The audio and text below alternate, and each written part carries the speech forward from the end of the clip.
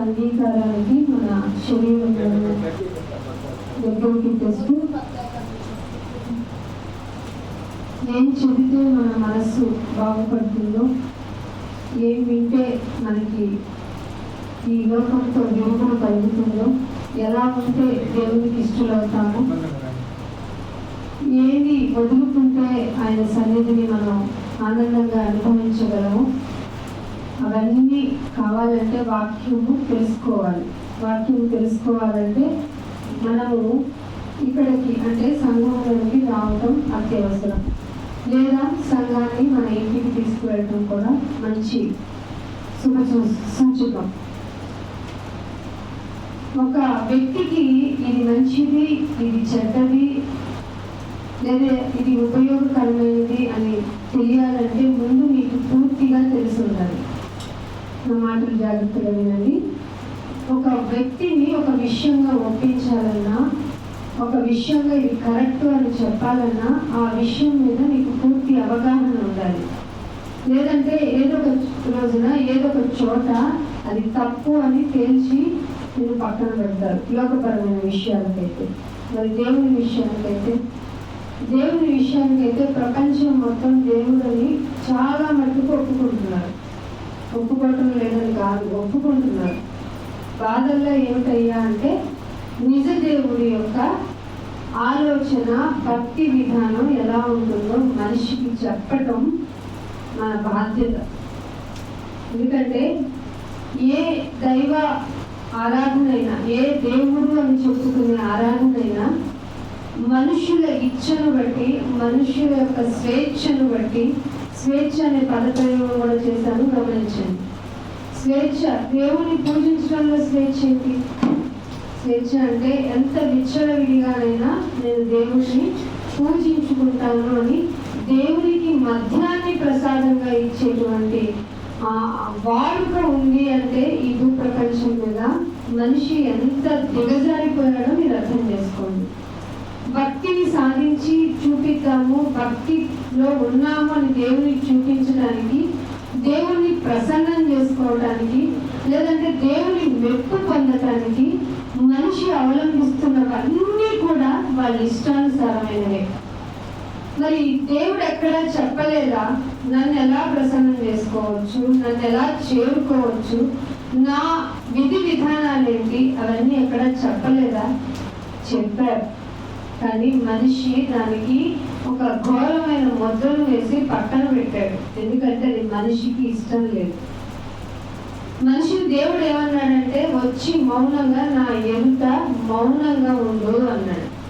ఇక నీకు చేయాల్సింది ఏంటంటే నువ్వు వినటం మాత్రమే అన్నాడు. విన్న తర్వాత ఏం చేయమంటావయ్యా అంటే దాన్ని గైకొను అంటున్నాడు. గైకొంటే ఏమవుతుందయ్యా అంటే గైకొనిన తర్వాత మీకు అండర్స్టాండ్ అయిన తర్వాత ఖచ్చితంగా దాన్ని మీ లైఫ్లో పాటించి తీరాల్సింది. ఎప్పుడైతే విన్న మాటలు పాటించడం లేదో అక్కడి నుంచి మీకు జడ్జిమెంట్ అనేది స్టార్ట్ అవుతుంది. ఇది నిజం. ఇది లోకంలో ఎవ్వరు ఎరగండి, ఎరిగినా చెయ్యనిది, చెయ్యాలని అనిపించిన శరీరం లొంగనిది.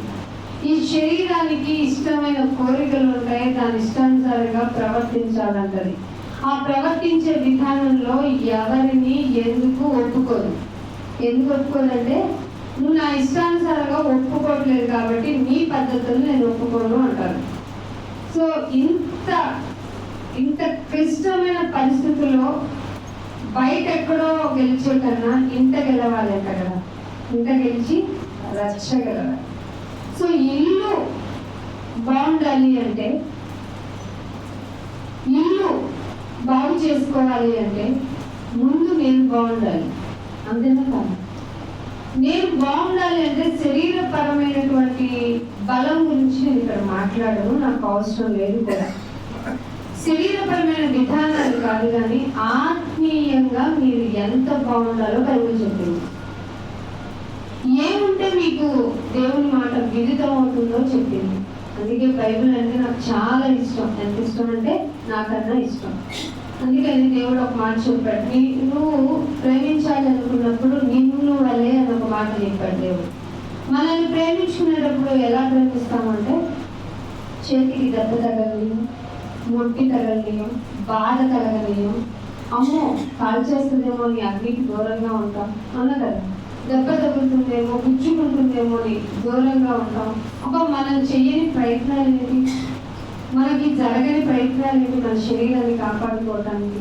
అమ్మో ఆకలిస్తుంది కాబట్టి బాగా పెట్టేసుకోవాలి, శక్తి కావాలి, శక్తి లేకపోతే ఎలాగా అనుకుంటాం. అమ్మో దాహం వేస్తుంది కాబట్టి మంచిగా దాహం ఇచ్చి ఇవన్నీ చెప్పుకుంటూ అసలు ఏదైతే ఉంటే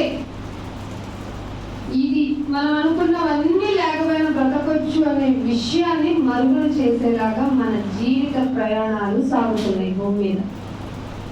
అందుకే యేసుప్రభువు వారు బోధ చేస్తూ కూడా మీరు రొట్టెల గురించి ఆలోచించొద్దు, వస్త్రాల గురించి ఆలోచించొద్దు, అసలు మీ గురించి మీరు ఆలోచించుకోనే వద్దు, ఎందుకు చింతపడతారు అనేది కూడా చెప్పారు. కానీ అది మాట ఎవరైనా లెక్క చేశారా అంటే ఎవ్వరు చేయరు. ఎవరు చేయలేదు అంటే లోకంలో ఉన్న వాళ్ళు చేయకపోతే అది ఏమన్నా ఒకేలే వాళ్ళకి తెలియదు కదా అనుకోవచ్చు. కానీ సంఘంలోనికి వచ్చేసిన తర్వాత అయ్యా నాకు తినటానికి లేదు, ఉండటానికి లేదు, కట్టుకోవడానికి లేదు, నువ్వు చూస్తేనేమో ఆలోచించొద్దు, చెప్తూ పెడతాను, ఇది ఎలా సాధ్యం చెప్పు, నువ్వు నాకు అయ్యవా, ఇచ్చేదాకా అడుగుతాను, ఇచ్చేదాకా తినను, ఇస్తేనే వెళ్తాను. ఇలాంటి ఇంప్లిమెంటేషన్ ఆఫ్ పద్ధతులు అనేవన్నీ తీసుకొచ్చి ఇక్కడ పెట్టుకొని దానికి ఏ విధంగా ప్రార్థన చేయమంటావు, నేను ఏ విధంగా అడిగితే నువ్వు ప్రసన్నుడు అవుతావు, ఏం చేస్తే నేను మెప్పించగలను, 3 రోజులు ఉపవాసం ఉండనా, 10 రోజులు ఉపవాసం ఉండనా, బైబుల్లో ఉన్న సంఖ్య 40 కాబట్టి 40 ఉపవాస దినాలంటూ నేను మొదలు పెట్టనా అంటూ మొదలు పెట్టారు మనుషులు. కానీ దేవుడు ఏమన్నాడు తెలుసా, మనుషుడు అది ఎవరికో రిఫరెన్స్ మాత్రం మనం పర్ఫెక్ట్గా చెప్పేస్తాం కదా. మనుషుడు అంటే అదెవరో, మనుషుడు నృత్యం వల్ల కాదు. మరి ఎవరి వల్ల? దేవుని నోట నుండి వచ్చే ప్రతి మాట స్వయంగా ఒక మాట వచ్చి చెప్పాడంటే మనం పుట్టుకుని పోతాం. ఎందుకంటే అది అంత గంభీర ఉరుముల ధ్వని లాంటి శబ్దం. ఆయన కంట ధ్వనిని మనం తట్టుకోవడం ఈ హ్యూమన్ బాడీకి అంత క్యాపబిలిటీ లేదు. ఎవరైనా విన్నామన్నా, ఇంకా కాదు ముందుకు దూకి చూసామన్నా వాళ్ళకి దండం పెట్టి పక్కకు వచ్చేది, ఎంత మంచోడు రా అని. ఎందుకంటే ఈ హ్యూమన్ బాడీ చూసినా తట్టుకొని బతికిందంటే అది బాడీ కాదు, ఆల్రెడీ చచ్చిపోయి ఉంటారు. సీరియస్గా చెప్తున్నా, దేవుణ్ణి చూసాము అంటే చెప్తే మనం చూడగలం. ఈ భూమి మీద ఉన్నంత కాలం మనం చూడలేం. మరి భూమి మీద ఏం చేస్తే ఆయనని మెప్పించగలం? ఆయన ఇష్టానుసారంగా బ్రతకాలంటే మనకి బుద్ధి జ్ఞానం కావాలి. తింటున్నాం కదా, మనం ఫుడ్ తింటున్నప్పుడు కూరగాయలు తెచ్చుకున్నాం. ఫర్ ఎగ్జాంపుల్ వంకాయలు పట్టుకొచ్చుకున్నాము, వంకాయలు ఎలా ఏరుకుంటామా లేదా? ఎందుకని అర్థం చెప్పండి? పుచ్చులు పురుగులు లేకుండా నిగ్గలు ఆడాలి వంకాయ. మనం అలా వేస్తే నూనెలో వేగిపోవాలి, అంత లేతగా కూడా ఉండాలి కదా. ఆఫ్టర్ ఆల్ ఒక వంకాయ వెజిటబుల్కే మనం అంత పరీక్ష పెట్టుకొని మనం వెజిటబుల్స్ తెచ్చుకొని వండుకున్నది ఎంత అయిపోతుంది? గంట వంట చేసినా 1/2 గంటలు తిని పక్కన పెట్టేస్తాం. పైగా కామెంట్స్ ఏం చేసుకుని ఒక్కలేదు కారలేదు పక్కలేదు, ఏదో రుచా పచ్చ అంటే ఏంటంటే నాకు తెలియదు. మరి రుచి లేని కూరల్లో తినాలా అనుకుంటాం. సరే, ఇంత చేసి ఒక గంటలో వంట చేసిన దాన్ని 10 నిమిషాల్లో తినేసిన దాన్ని అరగంటలో అరాయించుకునేదానికి మనం పెట్టే పెట్టుబడి టైం ఎంత అనుకున్నారు? దాదాపు వంట ప్లస్ వెళ్ళి తెచ్చుకోవడానికి 2 గంటలు కదా. ఈ 2 గంటలు పెడితే అరిగిపోయేది అరగంట. కానీ దేవుని విషయానికి వచ్చేటప్పటికి మీరు పెట్టే ప్రతి సెకండ్ మల్టిప్లై అయిపోయి ఎప్పటి వరకు ఉంచుతుందో తెలుసా? నేను నిత్య జీవం అని చెప్పింది బైబుల్ భాషలో. ఎప్పుడు బతికి ఉండటం అది కావాలా వద్దా? అది కావాలంటే పొలవమని పోతానైనా 4 తుళ్ళు తిరగమంట, ఏమంటారు 4 పొర్లు పొగమంటావా నీ మందిరపు ఆవరణలో అంటే కుదరదు నాన్న, నేను చెప్పలేదు నాన్న. నేను విస్తారంగా ఉన్న నదులంతా తైలాన్ని తీసుకొచ్చి ప్రోక్షించేయమంటావా అంటే no I don't need it అన్నాడు ఆయన. మరి ఇంకేం కావాలి నీకు? గొర్రెలు ఇమ్మంటావా, మేకలు ఇమ్మంటావా, ఎద్దలు ఇమ్మంటావా అంటే బాబు నేను వాటిని తినను, మీకు మీకు మీరు ఇచ్చేవన్నీ నా క్రియేషనే, అంటే నావే నాకు పెట్టడం ఏంటి, అంతే కదా, ఏం చేసిందో నాకు పెడతావా అన్నాడు దేవుడు. మీకు అర్థమయ్యే సరళ భాషలో చెప్తున్నా. మరి ఏం కావాలి అంటే గొర్రెల కన్నా మేకల కన్నా మీరు గంతులు వేయటం కన్నా మీరు కొన్ని దండాలు పెట్టడం కన్నా నా మాట వినుట, అది ఇప్పుడు వచ్చాం. ఈ మాట వింటే ఏమవుతుందంటే జ్ఞానం వచ్చేస్తుంది. అందుకే ఒక మాట చూపిస్తాను. సామెతల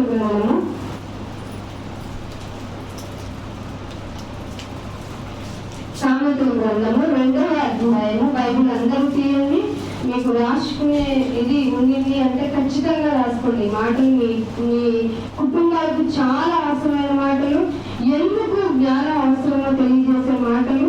కాబట్టి 2వ అధ్యాయము, సామెతల గ్రంథము 2వ అధ్యాయము 6వ వచనం చూడండి. ఎవరిస్తారటండి? నా అంతా నాకు రాదా జ్ఞానము?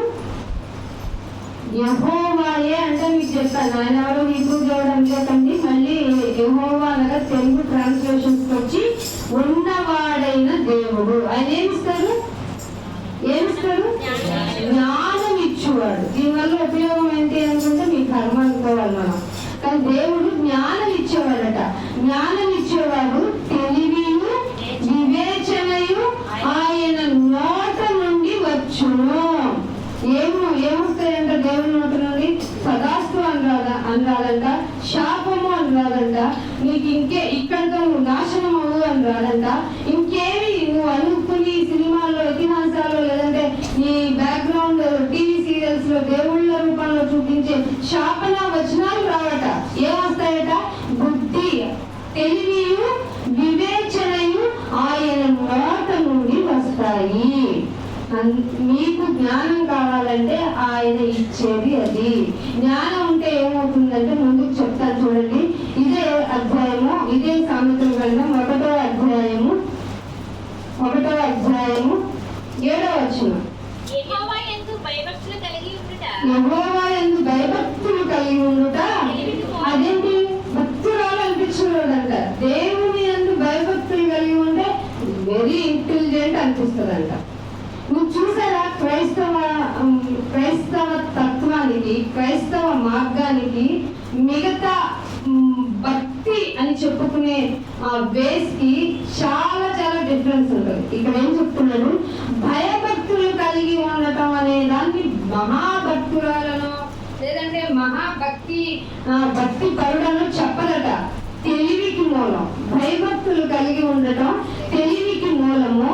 కానీ మూర్ఖులు జ్ఞానాన్ని, ఉపదేశాన్ని, అర్థమైంది? ఇప్పుడు మీరు రిజెక్ట్ చేశారంటే మూర్ఖులు అని అర్థం. కొన్ని మన ఇంట్లో వాళ్ళని రిజెక్ట్ చేశారంటే చెప్పండి, మీ నోటితో వింటే నాకు ఇష్టం, చెప్పండి. ఇప్పుడు చదివింది అదే కదా, చెప్పలు మనసు మనసే రావట్లేదంటే రేపు మన కళ్ళ ముందు వాళ్ళ అగ్నిలో కాలిపోతే మనం చూస్తూ ఉండగలమా? అయితే వాళ్ళ మూర్ఖత్వం నుంచి విడిపించడానికి మన వంతు ప్రయత్నం 0 కాదు, 100/100% మనం ట్రై చేయాలా లేదా? మనకు ఎదురు పట్టొచ్చు అసలు. ఎందుకంటే ఇక్కడ చెప్తున్నాడు మూర్ఖులైతేనే జ్ఞానాన్ని, ఉపదేశాన్ని. వాక్యం చెప్పేటప్పుడు చాలా మంది బయటకు వెళ్ళిపోతారు, లేదంటే బయట అవతల్లో కూర్చుంటారు, ఇంకెక్కడో చేస్తారు, అసలు వినరు. కారణం ఏంటో తెలుసా? వాళ్ళకి రిజెక్ట్ చేయాలి. మాకు పట్టదు, ఆయన మాటలు అన్నా మాకు పట్టదు. ఎంతసేపు వినడం అంటేనే నాకు పెద్ద బోరింగ్ సబ్జెక్ట్. మనకు కూడా అంతే కదా, ఆ ప్లేస్ నుంచే కదా మనం వచ్చాం. కానీ ఒక్కసారి దేవుని జ్ఞానం కనుక నీకు విదితమైతే నువ్వేం చేస్తావో తెలుసా? భయభక్తులు చూపించడం నేర్చుకుంటావు. ఒకరు చెప్తే వచ్చి కూర్చోమను, ఒకరు చెప్తే నువ్వు పాట పాడవు, ఒకరు చెప్తే వాక్యానం వినవు, ఒకరు చెప్తే ప్రార్థన పెట్టించుకో. నీ అంతటా నీ ప్రేరణలు వస్తూ ఉంటాయి. నీ అంతటా నువ్వు ఏదైనా చేయాలంటావు. అదే భయభక్తి, అదే భయము భక్తి. భయము భక్తి లేని వాళ్ళు ఎవరయ్యా అంటే మూర్ఖులు. వాళ్ళు ఏం చేస్తారంటే జ్ఞానాన్ని, వివేచనని రిజెక్ట్ చేసేస్తారు. అప్పుడు మనకి చూడండి, చాలా మంది మనతో పాటు మన ఫ్యామిలీస్ ఎందుకు రారు అంటే అర్థం ఏంటంటే వాళ్ళు మూర్ఖులుగా తయారు చేసింది మనమే. నిజం. ఒప్పుకోవాలి దేవుని దగ్గరికి. అదేంటి నా తప్పే ఉంది, నేను వచ్చేస్తున్నాను, చక్కగా ముసుకేసుకుని దేవుడు ప్రార్థన చేసేస్తున్నాను, వెళ్ళిపోతున్నాను, ఇంటికి వెళ్తున్నాను. ఇంటికి వెళ్తుంటే ఏమంటాం, ఇవాళ కూడా నాకు ఏం సరుకులు కాలేదు, కూరగాయలు కాలేదు, నీ ఇష్టం వచ్చినట్టు చేస్తా ఉంటావు. ఇంటికి సంపాదించేది ఇంతేనా, పొరిగింటి మంగళగౌరి మీద అంత కాసులుగా వేసుకుందాం అని చెప్తావు. మరి నీకేం కావాలండి, నాకు డబ్బులది కావాలి. ప్రేమ నేర్చుకోవచ్చు, నువ్వు ఉంటే చాలయ్యాను కదా పాడవచ్చు మరి కదా. పాటేమో గుళ్ళో నువ్వు ఉంటే చాలయ్యాను, ఇంటికి వెళ్ళి నాకేది, నాకు ఇవ్వాల్సిందేది, నన్ను నా పిల్లలు ఇలాగే నెట్టెట్లో ముంచే, నీ చావు నువ్వు చావు, ఇవే మన నోట్ల నుండి వస్తాయి. మనం ఏం చేయాలి అంటే డబ్బు ఎంతవరకు అవసరమో ముందు చూపించాలి. నువ్వు చూపిస్తేనే కదా ఎంతవరకు సంపాదించాలో వాళ్ళకి తెలుస్తుంది కదా. అందుకే అంటున్నాడు, మూర్ఖులు మాత్రమే ఉపదేశాన్ని రిజెక్ట్ చేస్తారు. ఇదే 2వ అధ్యాయంలో 5వ వచనంలో కూడా చూడండి అన్నమాట. 2వ అధ్యాయము 5వ వచనంలో, నీకు వివేచన జ్ఞానం ఉంటే భయభక్తులు కలిగి ఉండటం అంటే ఎట్టిదో నీవు గ్రహిస్తావు. ఇదండి అసలు పాయింట్. అర్థమైందా? జ్ఞానం ఉంటే అసలు భయభక్తులు కలిగి ఉండడం అంటే ఏంటి అనేంత క్లవర్గా, అనేంత తెలివిగా నీ యొక్క గ్రహింపు ఉంటుంది. పైగా దేవుని గుర్చిన విజ్ఞానం నీకు లభిస్తుంది. చాలా మంది బాగా చెప్తున్నారంటే ఇది మనం దీనిలో 0 స్కిల్స్. మనం చెప్తున్నాము అంటే దానిలో 0 స్కిల్స్. కారణం ఏంటి బాగా చెప్తున్నాము అనడానికి కారణం ఏంటయ్యా అంటే దేవుని యందు భయభక్తులు కలిగి ఉండడం ఏంటో ఎట్టిదో తెలుసుకోవడం వల్ల దేవుడు విజ్ఞానాన్ని దయచేశాడు. నీకు ఇస్తాడు, అర్థమవుతుందా? నీకు కూడా ఇస్తాడు. ఆయన పక్షపాత కాదు. ఎవరైనా పొగుట్టినా ఏమన్నా బాగోతండి, ఏం తెలుసునైనా నేను చెప్పింది నువ్వు రాసిచ్చిందే కదా మాట్లాడుతున్నావు, దానిలో గొప్ప దానికంటే ఇదిగో ఇవాళ మేము మారిపోయాం, ఇదిగో ఇవాళ మా బిడ్డ నీ వాక్యం వల్ల ఇలా మారాడు, తనలో మార్పు వచ్చింది, తను ప్రార్థనకు వస్తానన్నాడు, తను ఇదిగో ఈ డెసిషన్ తీసుకున్నారు బాప్తిసం కోసం అంటే నాతో పాటు పరలోకంలో అసలు పండగే పండగ. అర్థమవుతుందా? మనం ఉపదేశం బాగుందని చెప్పే కన్నా దేవునికి అలవాటు పడి దేవుని యొక్క మాటకి మనిషి బాగుపడ్డాడు అనడం పరలోకంలో కూడా ఎక్కువ సంతోషాన్ని ఇస్తుంది. సో మనకి విజ్ఞతనిచ్చేది ఎవరట, జ్ఞానం ఇచ్చేది ఎవరట? యెహోవా అనగా ఉన్నవాడైన దేవుడు జ్ఞానం ఇస్తాడు. అంటే సిరి సంపదలు ఇవ్వడా? అయ్యి అవసరం లేదన్న మాట మనం డైజెస్ట్ చేసుకోలేము.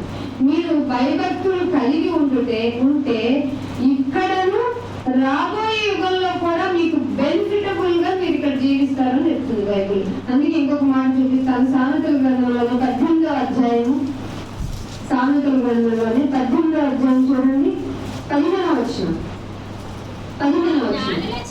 జ్ఞానుల చెవి ఏంటి? డబ్బు వెతుకుతుందా? తెలివి ఉంటే చాలా డబ్బు సంపాదించవచ్చు. ఇది లోకపు మాట అన్నమాట. దేవుడు అలా చెప్పలేదన్నమాట. అయ్యి బాబోయ్, చదివితే ఎంత విజ్ఞత వచ్చిందో చూసారా?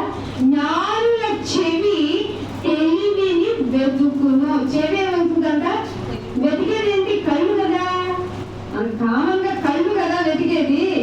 కానీ ఇక్కడ ఏం వెతుకుతుందట? చెవి వెతుకుతుంది.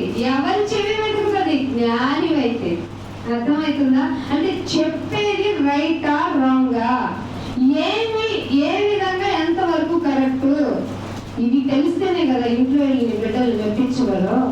నాయన జ్ఞానం ఇది, తమ్ముడు ఇది జ్ఞానం నాయన, నువ్వు ఒప్పుకోవాల్సిందే, తప్పుకోవడానికి లేదు, తప్పుకుంటే శిక్ష. అర్థమవుతుందా? జ్ఞానుల చెవి తెలివిని వెతుకును, వివేకము గల మనస్సు డబ్బు మీద డబ్బు సంపాదించును. కొంచెం లౌక్యంగా ఉండాలి డబ్బు సంపాదించాలంటే కాదా? వివేకము గల మనస్సు తెలివిని సంపాదించుకోవచ్చు. తెలివి దేవుడు ఇస్తాడు. ఏమిస్తాడు? ఇంకా ఆ తెలివిని వెతికే మనసును కూడా ఆయన ఇస్తాడు. ఆ జ్ఞానాన్ని ఇచ్చేదారు జీడిపప్పు తింటే రాదు, బిస్కెట్ పప్పు తింటే రాదు, అసలు డ్రై ఫ్రూట్స్ తింటే రానే రాదు, ఎక్కువ వాటర్ లాగా కావాలి. నీకు తెలుసా? తినేసి అమ్మో ఏంటో లావైపోవట్లేదు అనుకొని ఫీల్ అవ్వకూడదు. ఒక హెల్దీ ఫుడ్ ఐటమ్ మనం తింటున్నాము అంటే దానికి సంబంధించిన ప్రికాషన్స్ కూడా తీసుకోవాలి. అలాగే వాటి విషయంలో, ఆహార సంబంధమైన విషయాల్లో మనం ఎంత వివేకాన్ని కలిగి ఉంటామో, దేవుణ్ణి నమ్మండి అని, అది మన ఇంటి వారిని నమ్మండి అని చెప్పాలంటే మనకెంత తెలివి ఉండాలి, మనకెంత జ్ఞానం ఉండాలి. అవి ఎక్కడి నుండి రాగలుగుతాయి అంటే ఖచ్చితంగా దేవుడు మనకి ఇస్తారు. తెలివి, జ్ఞానుల చెవి తెలివిని వెతుకును, వివేకము గల మనస్సు తెలివిని సంపాదించుకోను అంటున్నాడు. ఇదే 15వ అధ్యాయం 14 వచ్చిన 2వ అధ్యాయం చూడండి. 2వ అధ్యాయం ఇదే సామెతలు 2వ అధ్యాయము 1వ వచనం.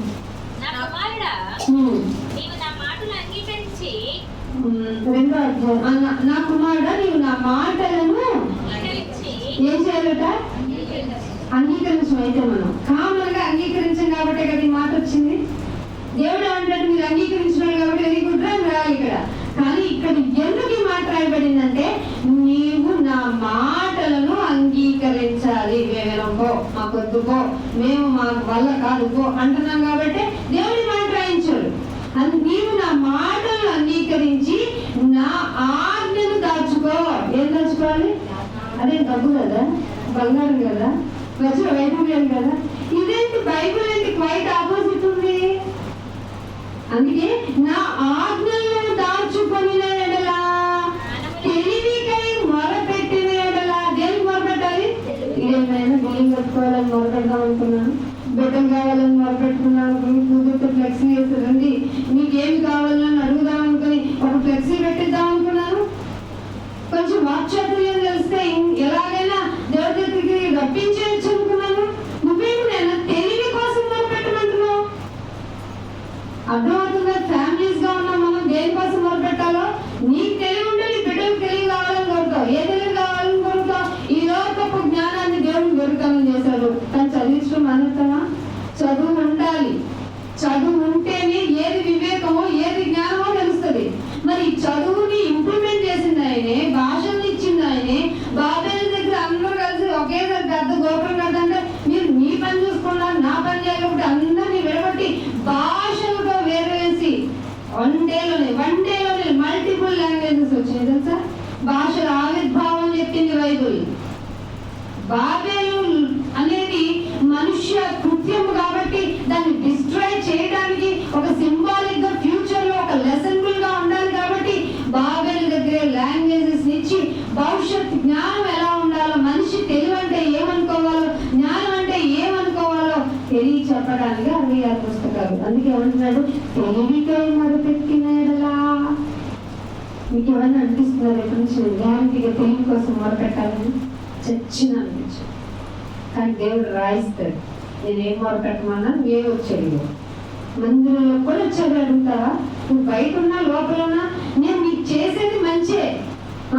నీతి మంతుల మీదను అనీతి మంతుల మీదను ఏకరీతిగా ఏ మార్పు చేయను. అందరి మీద ఒకేలాగా వర్షం, ఒకేలాగా సూర్యుడు, ఒకేలాగా ఫుడ్ అంటే కొంతమంది ఇష్టమే దోచేసుకున్నాం అది సెకండరీ, అది మన తప్పు. నేను బాగా చేస్తున్నాను, ఇంటికి వచ్చి అడగాలి. ఎందుకు అడగలేదు? రాయించాను కదా, ఎందుకు వెళ్ళలేదు? విన్నా కూడా ఎందుకు పాటించలేదు? తెలివికై మొరపెట్టిన ఎడలా, వివేచనకై నాయనా ప్లీజ్ అని రిక్వెస్ట్ చేసిన ఎడలా పైగా వెండిని వెతికినట్టు. వెతికారు ఎప్పుడన్నా? ఏ వెతుకుతామైనా దొరకదు. ఏ వెతుకుతామే? పొద్దున ఒక మెసేజ్, సాయంత్రం ఒక మెసేజ్, శాలం ప్రార్థన మందిరంలో వాక్యం తప్ప గంతులు వేయించలేదు, మాకు ఎనర్జీ రావట్లేదు అనకండి. ఈ గంతుల వల్ల దేవునికి ఉపయోగం లేదు, మీ అరుపుల వల్ల దేవునికి ఉపయోగం లేదు. అసలు మీరు చేసే ఏ యాక్టివిటీ దేవుడికి ఇష్టమే లేదు. మీ పాటల ద్వారా నాకు వామిటింగ్ సెన్స్ అన్నట్టు తెలుసా బైబిల్లో? నాకు వెక్కసం పుట్టేచ్చాయి. చదవలేదు కదా మీరు? సో రెడీగా ఉన్నాడు జడ్జిమెంట్ అంటున్నాడు. వెండిని వెతికినట్లు దాన్ని వెతికిన ఎడలా. వెతుకుతామా? బంగారం పోయిందంటే వెతుక్కుంటాం. 4 రోజులు తిండైనా మానేస్తాం. కానీ నీ గుడికి రాలేదనైనా నేను బాధతో ఉన్నాను, అయ్యో ఒక మెసేజ్ మిస్ అయిపోయాను, మందిరంలోకి వచ్చి డ్రెస్సింగ్ మిస్ అయిపోయాను, మాటలు వెళ్ళలేకపోయాను. నీ కుటుంబంలో ఎప్పుడైనా చర్చించుకున్నారే మాటలు? ఇవాళ గుడికి రాలేకపోయాను. ఏం మాటలు చెప్పారు? ఏం చెప్పారు? ఎలా చెప్పారు? నాకు ఎలా అర్థమైందో తెలుసా? నాకు ఎంత బాధ కలిగిందో తెలుసా? నేను ఎలా రియలైజ్ అయ్యాను? ఏమన్నా మాట్లాడుకుంటారంటే డిస్కషన్స్ వస్తాయా మీకు? రావాలి.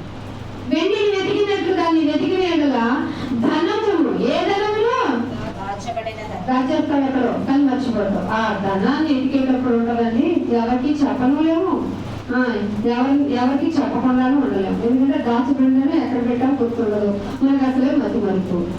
దాన్ని వెతికినట్టు ఎక్కడ వెతుకుతావు? అంతా జల్లించి జల్లించి బైబిల్ చదివామండి ఎప్పుడైనా? బైబిల్ నిజమా? చదివించారు. చదివిస్తే ఏమవుతుందో తెలుసా? వాళ్ళు చదువుతున్నప్పుడు ఒక మాట వాళ్ళు పెట్టుకుంటారు, అయినా హడావులు వెళ్తున్నావు, ఒక్క మాట నా కోసం చదివించా, నాకు చదువు రాదుగా, చదివిన నేను ఎంత బాగా చదవలేని వాళ్ళ మెప్పించాలి. మెప్పించి దేవుని మాటలో తీసుకొచ్చిన తర్వాత వాక్యం ఒక్కొక్కటి వాళ్ళని కొడుతూ ఉండాలి. వాక్యం ఎప్పుడు మిమ్మల్ని ఏం చేయాలి? జోలాలి అని పాట పాడకూడదు. మన దేవుడికి కూడా జోల పాటలు పాడేస్తాం, అంత తెలివైన వాడు. దేవుని వాక్యం నేను ఏం చేయాలి?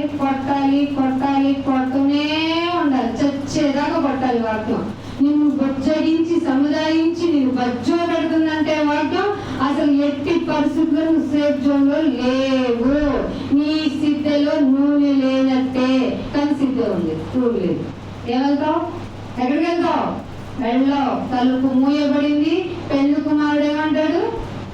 I don't know who are you.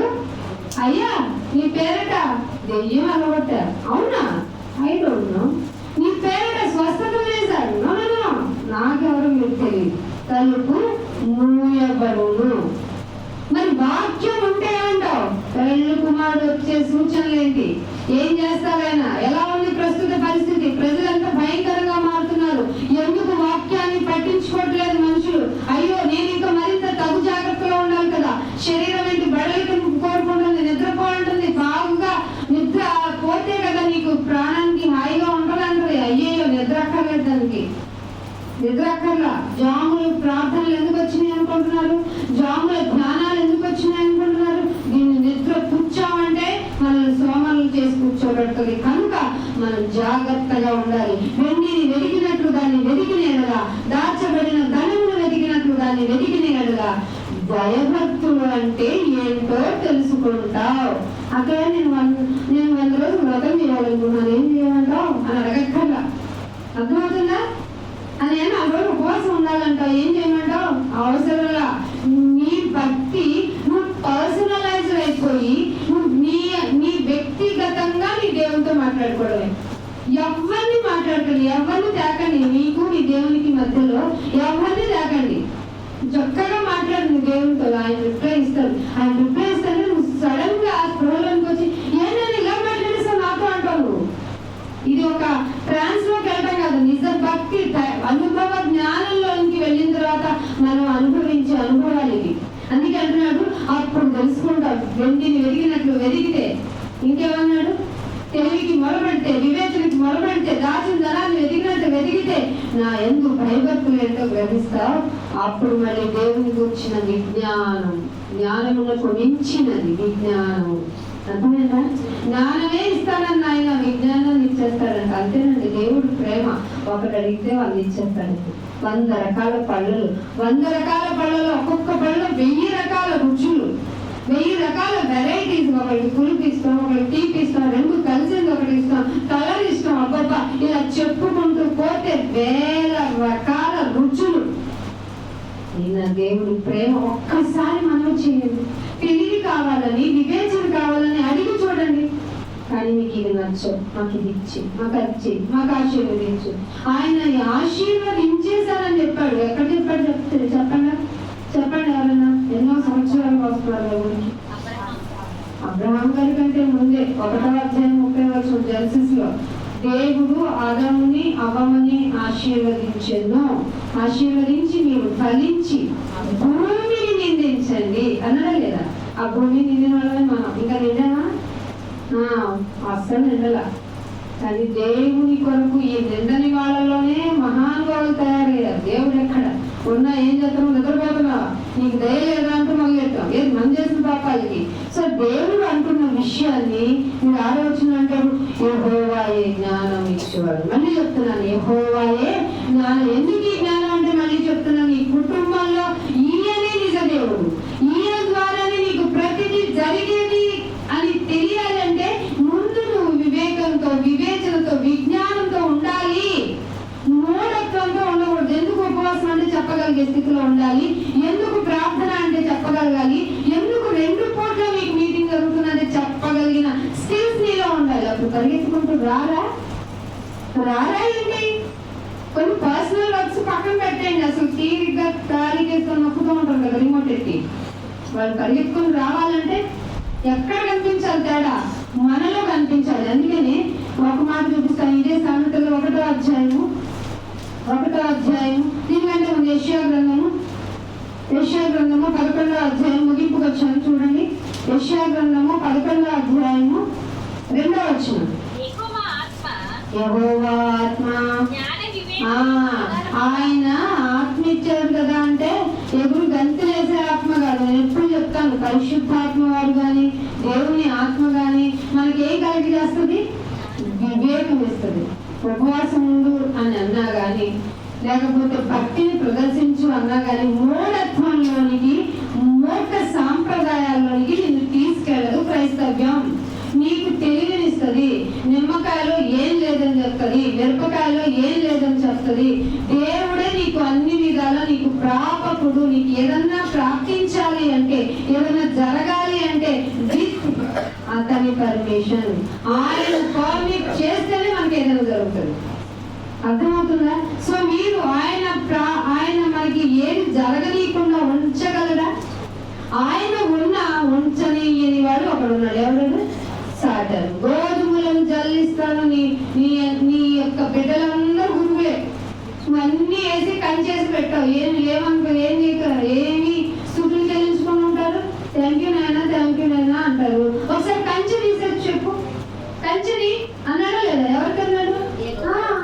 తీస్తే ఏమైందండి? కంచె తీస్తే అయ్యయ్యో బిడ్డలు పోయే, ఆస్తులు పోయే, స్నేహితులు వచ్చి ఘోరమైన మాటలు, అవమానాలు. ఏదో పాపం చేస్తేనే కదా రోగం వస్తుంది. తెలివైన వాళ్ళు మనకు కూడా ఉంటారు, స్నేహితులు బంధువుల్లో కూడా. పాపం చేస్తున్నా మీకు అంత రోగం తెలుసున్నారు మీకు. యోగు ఏ తప్పు చేశాడని రోగం ఎట్టబడింది? ఆ రోగం విషయంలో అందుకే తెలివి కావాలి, జ్ఞానం కావాలి, వివేచన కావాలి. అలా తెలిస్తేనే దేవుడు రోగం ఎందుకు నా గృహంలోనికి వచ్చింది, లోటు నా గృహంలోనికి ఎందుకు వచ్చింది, బాధ నా గృహంలోనికి ఎందుకు వచ్చింది, మాట వినని మొండి వైఖరి నా గృహంలో ఎందుకు ఉంది, ఇవి తెలియాలంటే నీకు జ్ఞానం ఉండాలి. అవి ఎవరిస్తారు అంటే ఆయన ఇస్తాడు. ఆయనకి మనవి చేసుకుంటే నేను ఇచ్చేస్తాను, వివేచన కూడా ఇచ్చేస్తాను, విజ్ఞతను కలగజేస్తాను అంటున్నాడు. అందుకే అంటున్నాడు, యెహోవా ఆత్మ జ్ఞాన వివేకములకు ఆధారమైన ఆత్మ. ఆ ఆత్మ ఆలోచన బలమును ఏంటట? నా ఆలోచన అంతా పిచ్చి ఆలోచన అంటున్నాను. నిజమే, మన ఆలోచన మంచిది కాదు. మార్నింగ్ కూడా చెప్పాను, మన ఆలోచన తలంపు ఊహ అంతా చెడ్డదే. కానీ దేవుడిచ్చే ఆత్మ ఆలోచన బలమునకు ఆధారమగు ఆత్మ. తెలివిని, దేవుడి ఎడల భయభక్తులను పుట్టించే ఆత్మ. ఆయన్నే పూడ్చుకుంటాడు, ఆయనే భయభక్తులు కలిగేలా చేసుకుంటాడు. అంతా దైవాధీనం అంటాం చూసారా, అది అంత దైవాధీనం.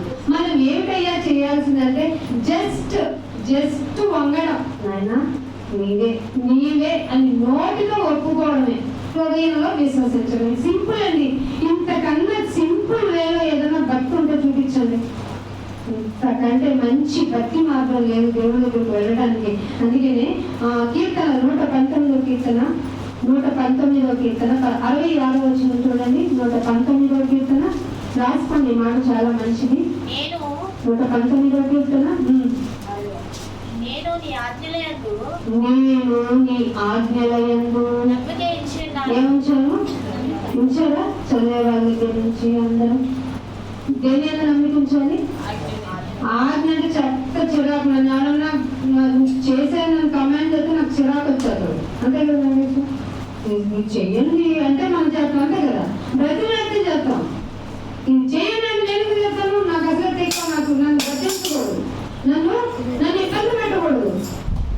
దేవుడు ఏమంటున్నాడంటే, దేవుడు భక్తుడు ఏమంటున్నాడంటే, నేను నీ ఆజ్ఞలయందు నమ్మకం పెట్టుకున్నాను.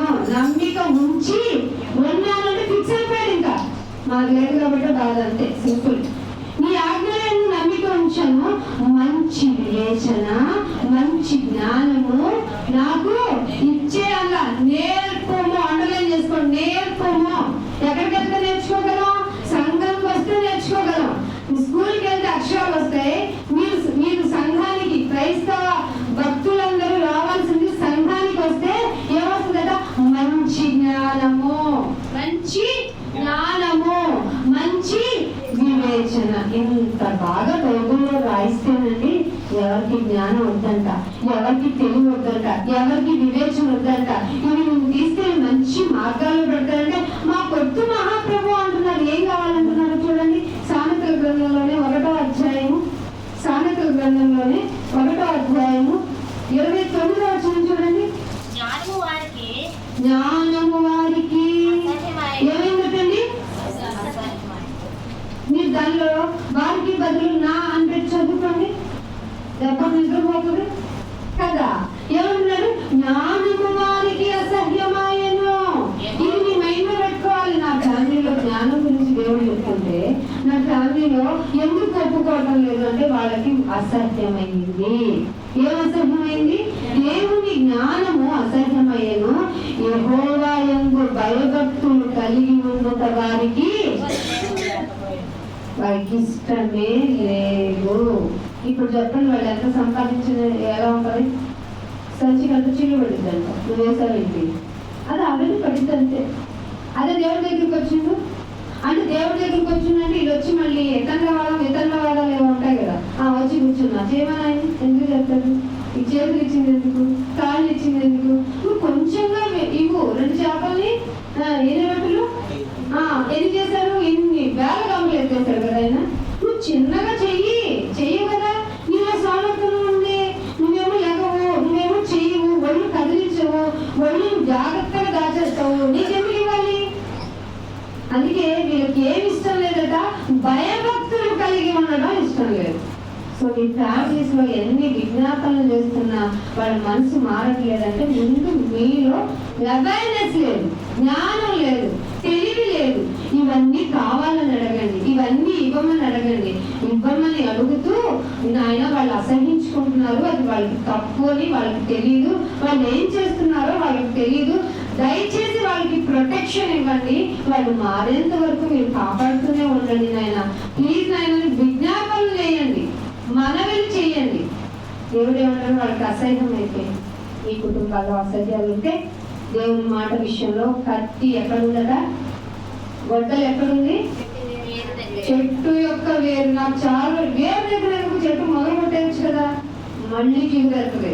మళ్ళీ చిగురేసి ఏమంటది? నేను రాను, వాక్యం ఎన్నో నాకు వద్దు, అక్కడికి వచ్చి కూర్చుంటే తలెప్పి పైగా కలిస్తే బాప్తిజం అంటాం కదా. అంతే కదా. మనమేమంటే బాబాయ్ బాప్తిజం తీసుకుంటే మనలో ఉంటారు, చక్కగా వెలుగురించి విజ్ఞాపన చేయొచ్చు అన్నమాట. వాళ్ళకి బాప్తిజం కొంతమంది అయితే ధైర్యంగా బాప్తిజం గురించి ప్రసంగాలు వద్దు అని చెప్తున్నారు. అమ్మ బాబోయ్ ముందు తగిలిపోయింది. అసలు వాక్య సారాంశమే ఏంటట? బాప్తిస్మము, రక్షణ, పరలోకం, పొందబోతాను. ఇవి లేకుండా వాక్యం చెప్పాలంటే మీరు వేరే బ్యాచ్ ఎత్తుకోవాలి. బ్యాచ్ ఉంది ఆల్రెడీ బయట. ఏంటి? పాటలు పాడుకుంటే దేవుని ప్రసన్నం చేయొచ్చు, గంతులు ఎత్తి చేసేయచ్చు, కానీ అలా కుదరదని బైబిల్ చెప్తుంది. మీకు ఏం కావాలో ఏం చేయాలో అన్ని కావాలంటే ముందు మీకు జ్ఞానం కావాలి. అటు జ్ఞానం దేవుడు మీకు దయచేయాలనుకుంటున్నాను. లేని కుటుంబంలో మీరే విజ్ఞాపన చేయండి, వాళ్ళ మనసులు మారుతాయి. ఏ విధంగా ఉంటే మారుతారు అని తెలుసుకోవడానికి మనకి అవకాశం కల్పించినటువంటి కుటుంబమైనటువంటి విజయ కుటుంబాల గురించి మరి ముఖ్యంగా ప్రార్థన చేయండి. ఆ ఇంట్లో రక్షణ చాలా అవసరం ఉంది. ఆ అవసరం నిమిత్తం మనం ఎలా ప్రార్థన చేయాలి? రోజు ఉపవాసం పెట్టుకుని ప్రార్థన చేయాలి. అంత భారం సంఘం మీద ఉంది. ఆ సంఘ భారాలని గుర్తుపెట్టుకొని మీ పనులను పక్కన పెట్టేసి దేవుని పని కోసం ఆయత్తపడతారని, మిమ్మల్ని ఆ దేవుడు ఆయుష్ ఆరోగ్యాల కంటే జ్ఞానంతో మిమ్మల్ని నింపాలని కోరుకుంటూ ఇంతటితో నా మాటలు ముగిస్తున్నాను. ప్రార్థన చేసుకుందాం. కళ్ళు మూసుకోండి అందరూ. నాయన మాకేదో కావాలన్నట్టు వెళ్ళి వెతకమన్నట్టు, పోయిన ధనము వెతకమన్నట్టు మమ్మల్ని వెతకమన్నాం. ఈ జ్ఞానాన్ని వెతుక్కుంటాం. మా కుటుంబాల్లో కావాల్సింది నిన్ను అసహించుకుంటున్నారు ఆయన, తెలియక చేస్తున్నారు. వాళ్ళకి ఆయుష్ ఆరోగ్యం ఇవ్వాలి. లేదు నేనే మూర్ఖులన్నీ మూర్ఖుంది, అయితే నన్ను క్షమించండి. నీ వాక్యం మాకు అత్యవసరం, నీ జ్ఞానం, నీ వివేచన మాకు ఇవ్వండి అని ప్రార్థన చేయండి. తండ్రి మీకెంతో వందనాలు స్తోత్రం. మా జీవిత లక్ష్యాలు లోకంలో మాకు నేర్చుకున్నది ఎంతో ఘోరమైనవని మాకు అర్థమవుతుంది. ఏం అడగాలో, దేన్ని వెతకాలో, ఏ విధంగా ఉండాలో మీరు మాకు మీ వాక్యాల ద్వారా తెలియచేసి మాలో వివేకాన్ని, విజ్ఞతను ఇచ్చినందుకు స్తోత్రాలు చెల్లించుకుంటున్నాం. విజయమ్మ కుటుంబాన్ని జ్ఞాపకం చేసుకోండి, బిడ్డల్ని జ్ఞాపకం చేసుకోండి. ఆవిడ ప్రార్థన, ఆవిడ మనల్ని మీరు ఆలకించండి. నేను ఆవిడ మనోవేదనని నిర్తించండి ప్రభా. కుటుంబంలో మరి ఎంత అవసరమైన రక్షణ గురించి మరి ఆ ఇంటిలో ఎంతో ప్రార్థన విజ్ఞాపన వెళ్తుందని మేము అనుకుంటున్నాం. అది మీరు అంగీకరించండి, వారి మనసును తిప్పండి. మీకు మాత్రమే సాధ్యమైన విషయాన్ని, మీరు మాత్రమే చేయగల విషయాన్ని మాత్రమే మీ ఎదుట పెడుతున్నాం. మీరే ఆకర్షించగలరు. మీరు ఆకర్షించిన వారు మాత్రమే పరలోకానికి వెళ్తారు. మిగతా వాళ్ళందరూ మీ ఎందుకు దైవత్వం కలిగి ఉండటం వాళ్ళకి ఇష్టం లేదు కాబట్టి నేను అసహించుకుంటున్నారు. వాక్య ప్రకారం తెలుసుకున్నాం నాయన.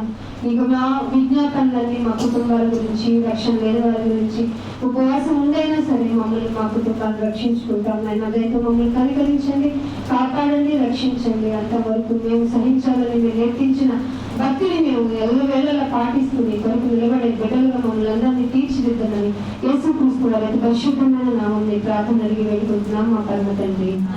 ఆమేన్. Thank you all of you. God bless you.